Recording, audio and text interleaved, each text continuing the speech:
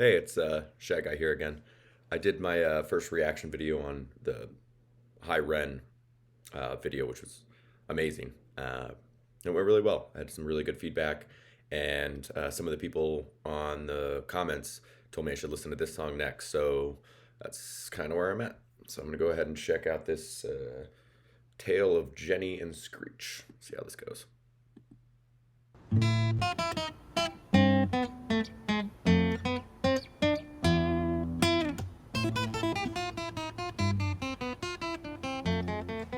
You can always kind of tell he's a really good guitarist, and he always uses that nylon string classical. At least that's is it nylon this time? I don't think it is actually.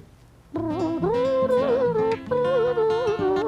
The last time it was the nylon guitar. This one is steel string.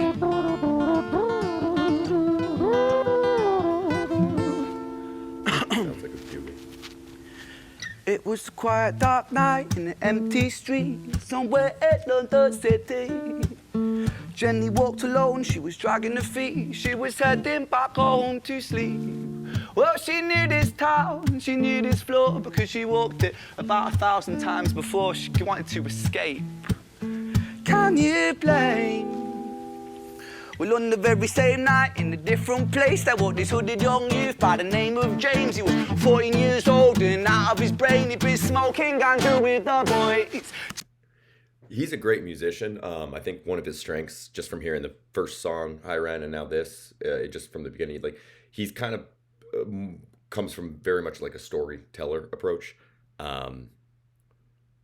which is, it's good. It's a little bit different than your typical pop music that goes, verse, chorus, bridge, verse, outro, intro, all that stuff. He definitely his structure, just even from the get go, is unique, and it's like I said, it's refreshing. I think I said that before, but it is. James, he grew up to be a kid of the street. His mates called him Screech. He was quick on his feet. He was a liar, a thief. At 14 years old, the devil had set his sights on his soul. As Jenny walked home all alone, she felt scared. Usually she was alright, but it was like there was something in the air. A divine intervention telling her to beware. Maybe intuition bugging her and making her so scared.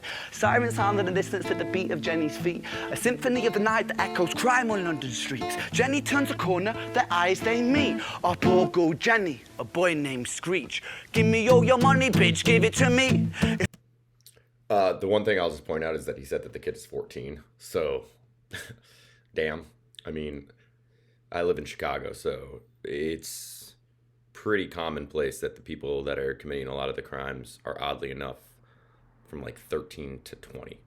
And it's I don't know what about... I mean, it makes sense. I get it. That's when people like most are often to like shoplift and stuff like that. I mean, I don't know. There's something about that youth that is dangerous out here, and I can't believe you'd be 14 years old and pulling knives on girls in an alley. But sometimes that's the world we live in. If you cooperate, then you'll soon be free. I want your purse, your phone, don't fucking look at me. I mean it, bitch, are you listening to me? Jenny freezes statue like a lady shakes stalactite. Feel like liquid nitrogen in the dark night. She tried to find strength to move, but stayed as still as a statue in high-heeled shoes. What the hell you playing at? You playing games with me? I swear to fucking God, I'll slice the rosy off your cheeks. You think I don't mean it, girl? You don't know me. The last thing you see will be a boy code. Screech reached with the sheath of the blade, with the teeth that could bite through steel and slice concrete, and he swung possessed with the devil in his chest, and the statue she was turned to butter in her breath. It was a quiet, dark night in an empty street somewhere in London City. That's fucked up. Jenny lay still on the cold concrete. She's found somewhere to sleep.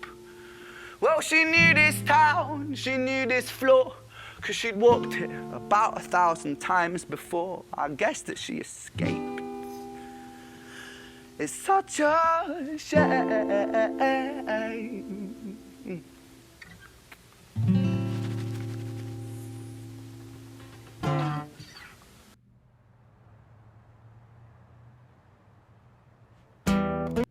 So again, just kind of going back to High Ren and my first experience with this guy, um, he's a performer. Um, he is very talented musician, can play guitar amazing, he can sing amazing. But he definitely is like doing something kind of a little bit different than your typical artists out there. Just kind of throwing some layers into his songs. I mean, what he just did could have been a song, but it looks like there's a lot more to go. So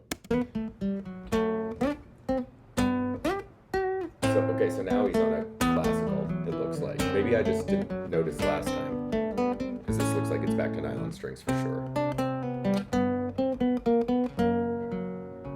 I could have been wrong. I have to rewatch it, but I'm not going to go back. We'll just go from here.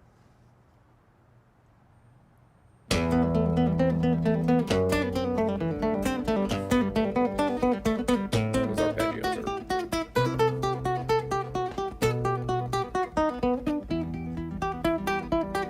To be fair, I don't even know if you can call it an arpeggio or if it's just kind of a solo note picking.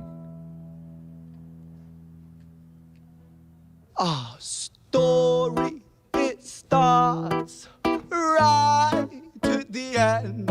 At the life of poor Jenny, clocked out like Big Ben.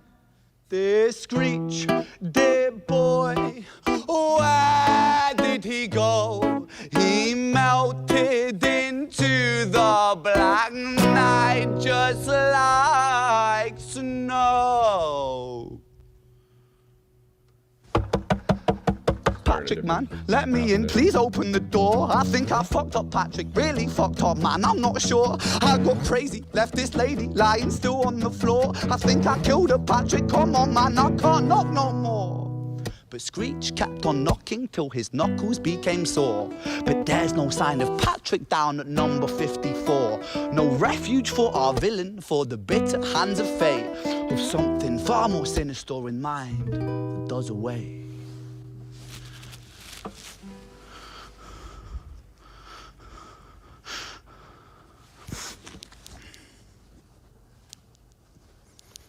Hey, babe, are you in? Nah, nothing really, I'm just a bit tired, listen. Can I swing around yours for a few moments? I just really miss you, babe. What the fuck do you mean you're busy? You fucking bitch, for fuck's sakes!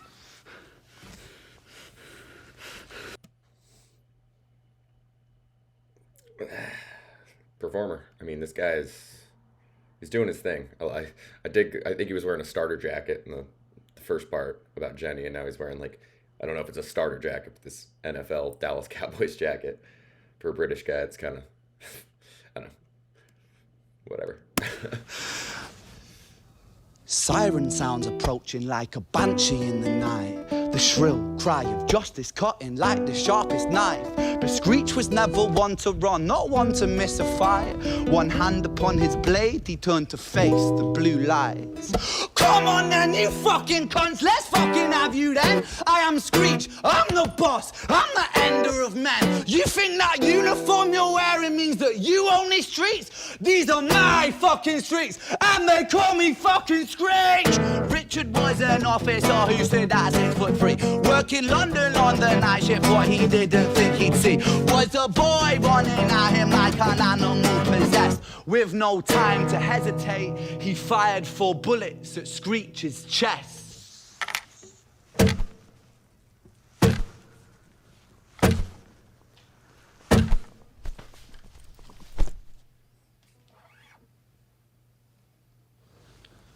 I gotta say, at least from the story so far, I mean, I was gonna say I don't feel bad for Screech. That's what my initial response was. But to be honest, like anybody at 14 that's doing anything like that, running around looking to kill somebody, looking to rob somebody,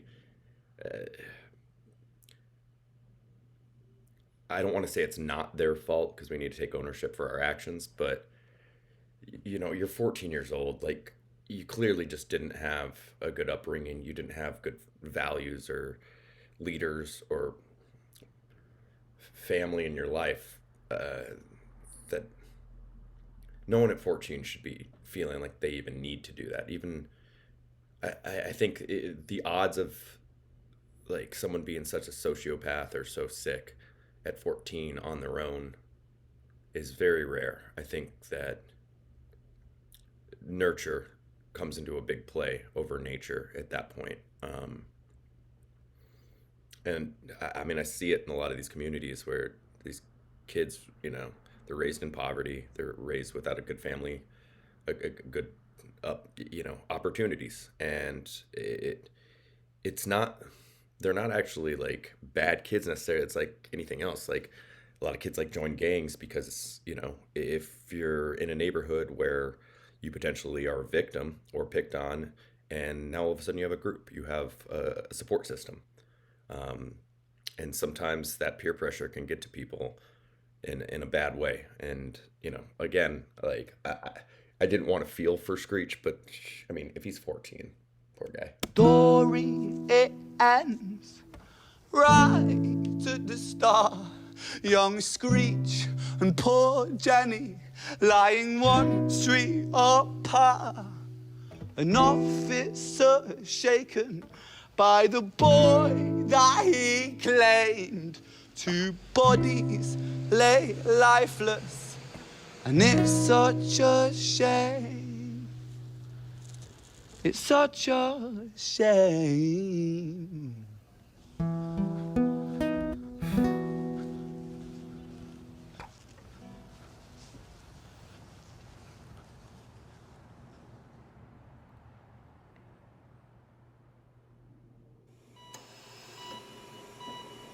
Like 3 songs in one.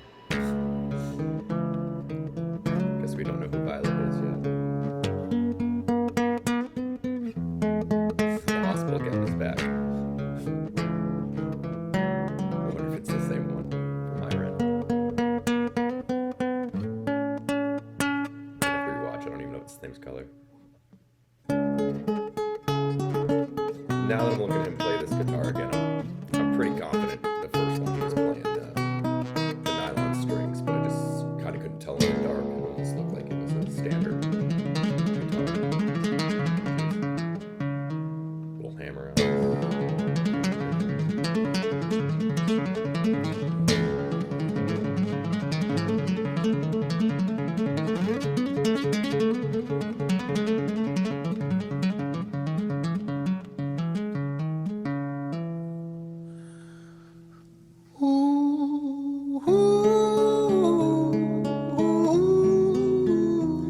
I really love when he hits these like kind of high operatic notes. He's got such a good range as a singer, and I like when he showcases it. It's really beautiful.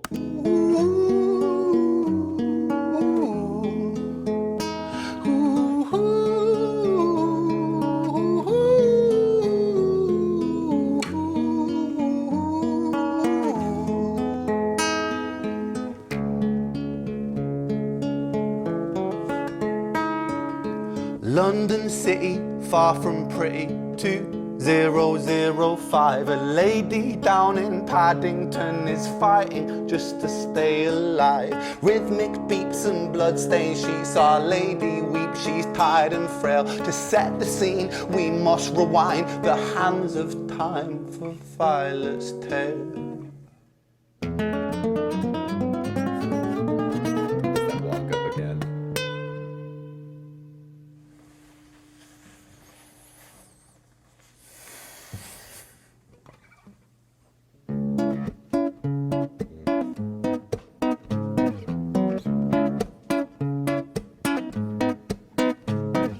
Violet was a silent girl, grew up with violent starts. Her mother was a drinker and her father was a I know I talk about the music and his playing and a lot of like his lyrics and stuff, but the filmmaking on this is awesome. Like you know, for somebody who it seems like he's just kind of blown up. Like it doesn't seem like he's an established household name. Like whoever he got to like do his videos is top notch. Really good stuff. bastard. Every night he took a tie but never left the room. I'll spare you with the things he did, I'm sure her mother knew. Violet was a silent girl, she moved out at 16. A semi-detached council flat, paid for by a welfare scheme. Packing shelves at Tesco, stacking jars like pickled bricks. She met a boy named Stevie and he was a little prick. Violet was a silent girl and Violet she fell fast. See, Stevie was a wrong un, but he sure knew how to charm her. Every night he took her tight, but never left the room. History repeats itself, he'd paint her black and blue and dark. She never stood a chance. The devil comes to dance. Violet, why are you always so quiet? On her bedroom door and he's irate. He's been drinking and smoking, he's up late. And he stands by her bedside, she shakes, but her eyes stay shut. You fucking slut, I know you're up. And he pinches her eyelids and folds them up. Violet, why are you lying to me, Violet? She stays silent, things turn violent. That's the sound of his fists when they fall like a crashing.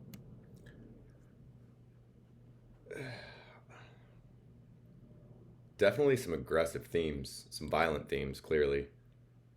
He seems like... he seems like...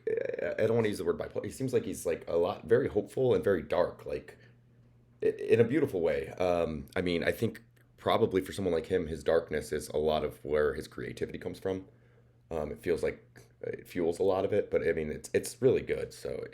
you know, I'm not criticizing it for that. It kind of just dawned on me that like a lot of the themes are really, really dark from this guy. Pilot, hit like hailstones, one to the collarbone, full force, full blown, blood's black bone, crack, knick, knack, paddy whack, one to the jaw and the tooth spat, detached fist connects and disconnects a bone. A quick deflect to misdirect the blow, but nonetheless his punches met her throat. Such a mess he's left her bruised and broke. Violet, why you always so silent, Violet? Why you such a little liar, Violet? Do you think I want to do this, Violet? In character, she stays silent. Well, say something, Violet. Silence. Fucking say something, Violet. Silence. Wait. Say something, Violet. Not one word. She stays quiet. He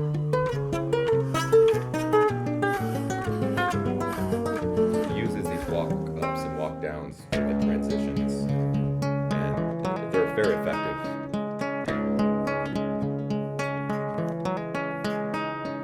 London City, far from pretty, 2005. A lady down in Paddington is fighting just to stay alive. The doctor, in a state of shock, saw something here so very wrong. See, Violet, she was pregnant. Poor Violet, she was 9 months gone. Turning to the doctor, Violet broke her silence and she cried, if I'm to die right here tonight, please let my baby stay alive. The doctor soon regained composure, called the surgeon to come in. As Violet's world turned to black, the curtains closed, the lights went dim. In London City, far from pretty, 2005. A lady down in Paddington just lost the fight to stay alive. A tragedy or a miracle. Screech's mom. It happened on these very streets. Two twins lying side by side. Jenny and Screech. A girl named Jenny and a boy named Screech. Wow. Yeah, I just got chills. Yeah, he, aside from the dark kind of theme of the song, it was like a good movie, almost. I mean, I saw it coming, but only right at the end. Only right at the end. Like, I started putting things together, and I was like, Violet's got to be their mother. It's got to be it. Otherwise, like, you know, it's a tale of Jenny and Screech. Where does Violet come in? It didn't really compute, but yeah, this guy's really talented, both as just a writer, but songwriter, but just a writer in general. The themes that he puts together, the storytelling ability that he has is pretty amazing, and to be able to put it with the type of music that he plays and the way he goes about it.